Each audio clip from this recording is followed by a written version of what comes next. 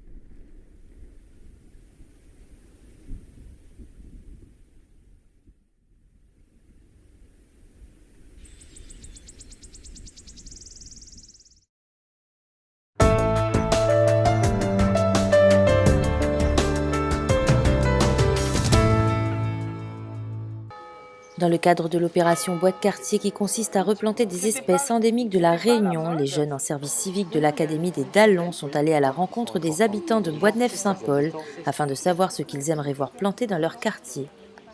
On vient voir les gens pour poser des questions, pour savoir ce qu'eux-mêmes on veut eux-mêmes. On veut bien ici à Boisdenef des pieds de bois endémiques.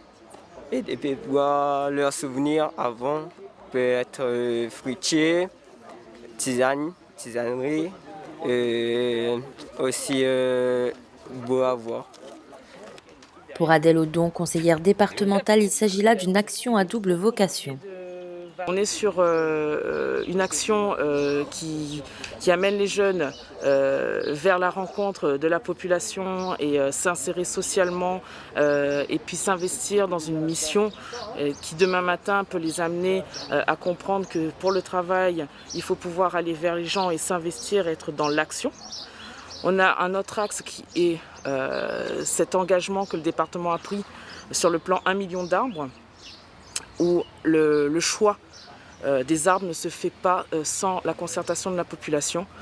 Donc vous aurez bien compris qu'aujourd'hui, les jeunes de l'Académie des Dallons vont à la rencontre des habitants de Boisdenef pour comprendre et essayer d'étudier quelles étaient les espèces qui existaient et que les gens aimeraient revoir, soit chez eux, soit au niveau de la ville, soit au niveau du quartier. Une initiative très appréciée par la population. C'est important parce qu'on fait vivre le quartier avec les gens du quartier. Moi j'aimerais bien par exemple fleurir les ronds-points, fleurir devant les mairies, les églises, pour que ça fasse joli. Et les arbres aussi, parce que on a besoin d'arbres pour l'ombre, pour les oiseaux et tout ça. Mais c'est vrai que les fleurs, quand on arrive dans un quartier où c'est fleuré, on fait waouh. C'est ça, c'est la beauté des yeux avant tout. L'opération Bois de quartier qui s'inscrit dans le plan 1 million d'arbres du département se poursuivra ce samedi 24 juillet sur la place de l'église et le mercredi 28 à la bibliothèque. L'action fera l'objet d'une restitution partagée avec les habitants.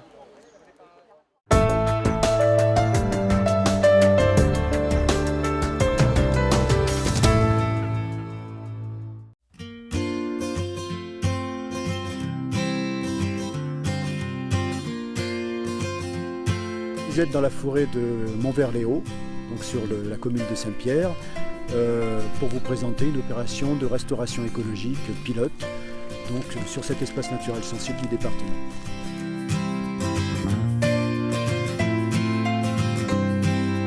C'est un projet qui s'inscrit dans le programme de plantation 1 million d'arbres du département. Alors vous vous trouvez dans une forêt là, qui a été acquise par le département en 1997 pour la protéger, puisque à l'origine, cette forêt était menacée par un projet de défrichement. Donc l'ensemble de cette forêt devait être rasé pour mettre en place des prairies d'élevage. Donc le département est intervenu pour la préserver durablement. Malheureusement, dans cette forêt primaire qui est inscrite au patrimoine mondial de l'UNESCO, vous avez une enclave d'anciennes friches de prairies dans laquelle on se trouve actuellement, dans laquelle vous avez des espèces exotiques envahissantes qui petit à petit vont proliférer, se développer, puis envahir la forêt environnante et risquent de la détruire. Donc on intervient sur cette friche qui fait environ 6 hectares pour cicatriser en fait le milieu, c'est-à-dire qu'on va reboiser cette prairie avec des espèces indigènes pour refermer le milieu, pour refaire une peau si on veut et permettre à la forêt de s'installer. Et à terme on aura donc reconstitué la continuité écologique de tout le massif qui s'étend depuis la plaine des Grecs jusqu'à Notre-Dame de la Paix sur 800 hectares. Alors pour ce projet qui fait 6 hectares, là nous en sommes à la phase des essais préliminaires, des essais de mécanisation et de plantation. Pourquoi ? C'est parce qu'il y a des incertitudes par rapport au sol, par rapport au climat, par rapport aux espèces qui vont tenir ou pas tenir. Donc avec l'équipe de la SPL, on fait des essais de plantation en ligne à la mécanisation, après gyroboyage, et on va encore faire des essais de plantation en ligne avec un pic à canne, c'est-à-dire qu'on va faire un sillon et on va planter dans le sillon. Pourquoi ? Parce que lorsqu'on plante un arbre qui coûte 10 €, il faut dépenser 40 € à 50 € pour en assurer l'entretien. Sinon les espèces invasives vont se développer, puis finalement vont finir par étouffer l'arbre et le tuer. Mais cet entretien coûte très cher. Donc l'essai consiste à notamment à faire des essais de mécanisation pour limiter les coûts.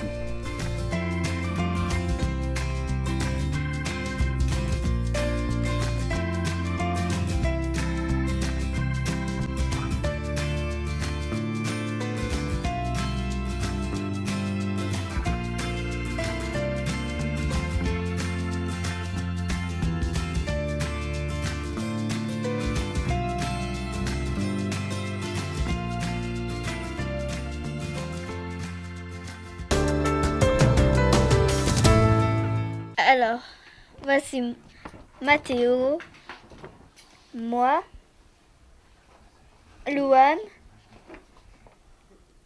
Lucas, Emmaël, Messane, Caïs. 7 personnages qui sont les héros d'une bande dessinée et les avatars de ces 7 jeunes illustrateurs en herbe. Ce groupe d'enfants, accompagné par la maison départementale de Sainte-Marie, réalise une bande dessinée, un projet visant à développer la création, l'estime de soi et les formes d'expression culturelle. Je suis en train de créer un livre qui s'appelle La sorcière cacahuète. D'accord, et ça raconte quoi? C'est quoi l'histoire? Ça raconte des enfants au début qui sont en train de se chamailler. Et après, à un moment donné, la maîtresse est fatiguée et après... Il y a une sorcière, c'est ça? Oui. Et qu'est-ce qu'elle fait, la sorcière? Elle jette un sort. Elle jette un sort. Moi, ce que je veux dire, c'est que j'aime bien faire le livre parce qu'on est ensemble et je veux qu'on fasse un livre, comme ça sera super. Il faudra une année de travail pour l'écriture et la réalisation de ces esquisses pour raconter leur histoire. Un projet qui se dessine après la mise en place d'un atelier d'expression autour des émotions. Ce groupe s'est alors constitué et soutenu par leurs parents. Ces jeunes créateurs s'initient au 9e art, celui de la bande dessinée. Ce projet s'inscrit aussi dans la globalité de notre souhait, nous, en tant que travailleurs sociaux, de développer justement l'intérêt pour la culture et de faciliter l'accès au temps fort de la culture à La Réunion, de façon générale, pour des publics qui en sont le plus souvent éloignés. Accompagné par l'artiste plasticien Clément Striano, le corps du livre se met en place. Un projet qui se réalise également en partenariat avec la bibliothèque départementale de La Réunion, avec pour vocation d'ouvrir la culture au plus grand nombre. Dans un premier temps, ils viennent avec leur éducateur et par la suite, ils sont venus avec leur famille. Donc là, pour nous, tout est gagné. Ils sont venus, ce sont eux les messagers qui ont emmené leurs parents dans ce lieu de culture qu'ils n'ont pas l'habitude forcément de fréquenter parce qu'ils ne sont pas de la commune, ils habitent à Sainte-Marie. Donc revenir avec ses parents, ses frères et sœurs, découvrir, et c'est eux qui présentent la bibliothèque. Donc nous, pour la bibliothèque, on est très contents de ce partenariat. La restitution de ce travail se fera pour le mois d'octobre. Les enfants se feront une joie de vous raconter leur histoire.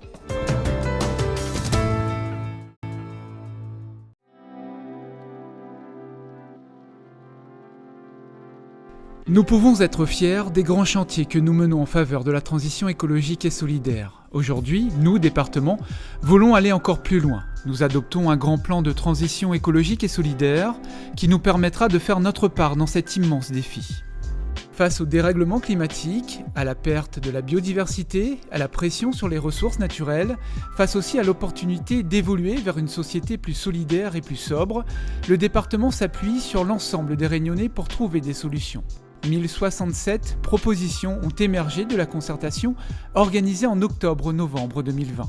Elles constituent aujourd'hui le socle de ce plan de transition, de la feuille de route du département pour contribuer plus et mieux aux défis du développement durable.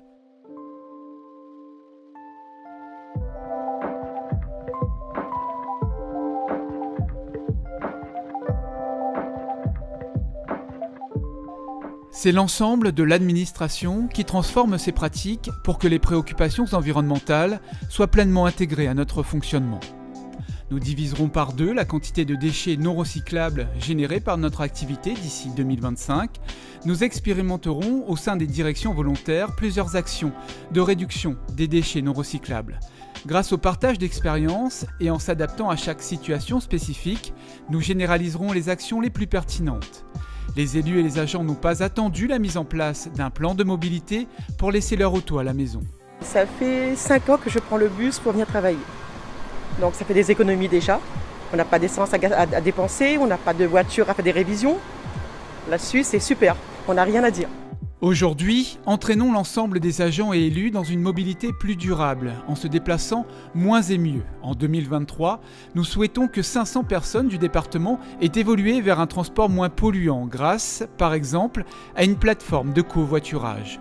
Nos achats doivent entraîner les entreprises de La Réunion vers de nouvelles technologies et façons de faire. Pour cela, nous visons en 2026 un objectif de 50% de marché comprenant une clause environnementale dans un dialogue constant avec le monde économique.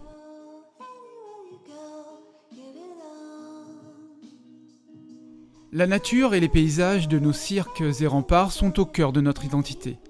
Pour préserver et valoriser notre biodiversité, nous replanterons 1 million d'arbres d'ici 2024 et nous menons une politique offensive pour protéger nos forêts des espèces exotiques envahissantes.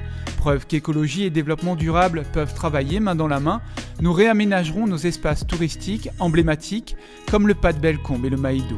Nous engageons une transition agricole pour nourrir tous les Réunionnais avec des produits frais, locaux, issus de l'agriculture raisonnée, biologique ou de l'agroforesterie. Dans les prochaines années, cela signifie créer un label de reconnaissance des produits pays. 80% des fruits et légumes et 95% de la viande fraîche seront produits localement. 5 millions d'euros sont réservés au développement du bio sur les 5 prochaines années. Nous favorisons l'alternative à la voiture en développant, en cohérence avec les autres collectivités, des pistes cyclables pour garantir la continuité des itinéraires. Un grand plan vélo qui définira les travaux à réaliser et les services de mobilité douce à mettre en place sera mis en œuvre. Nous adaptons notre réseau routier au dérèglement climatique et à l'intensification des cyclones grâce à la sécurisation de 156 radiers. Nous bonifions nos aides en faveur des projets de l'économie circulaire et mettons en réseau tous les acteurs de ce domaine pour créer un véritable effet de levier de diffusion sur le territoire.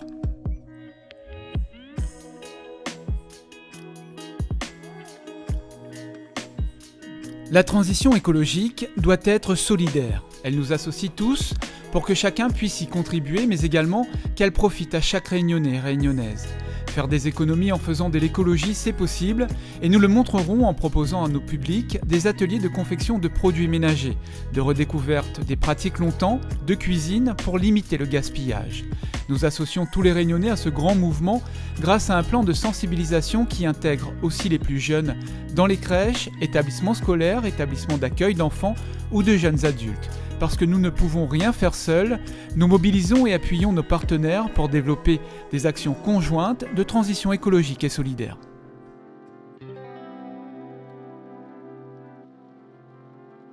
La réussite du plan de transition écologique et solidaire repose sur notre capacité à organiser une gouvernance moderne et transparente. La gouvernance associe les citoyens, les élus, les agents, les partenaires publics et privés, tous ceux qui ont un rôle à jouer dans la transition. La gouvernance s'appuie sur des indicateurs régulièrement mis à jour et communiqués dans un espace dédié. La transition écologique et solidaire est un sujet complexe et ces outils nous permettront d'adapter notre stratégie pour répondre au mieux aux attentes du territoire. Vous le voyez, les actions à mener sont nombreuses et les défis immenses. Pour toutes les actions qu'on a fait, nous tirons en sort, nous donnons l'exemple qui soit dans le secteur social, qui soit dans l'économie, ou sinon ça pour protéger nous de l'environnement. Nous va faire en sorte de bonne planter et vivre bien. Et plante toute ça de nous là-bas.